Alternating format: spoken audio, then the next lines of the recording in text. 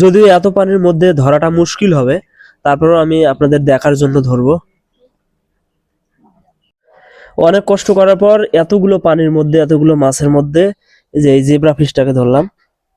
এটা হচ্ছে zebra fish, green colour একটা মাছ, মানে সবুজ কালার একটা মাছ। এই যে, আর এটা আমার কাছে বেশি নাই, খুব কম আছে।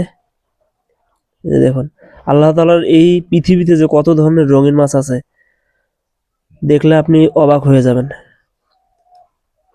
এই যে এটাই হচ্ছে জেব্রা ফিশ।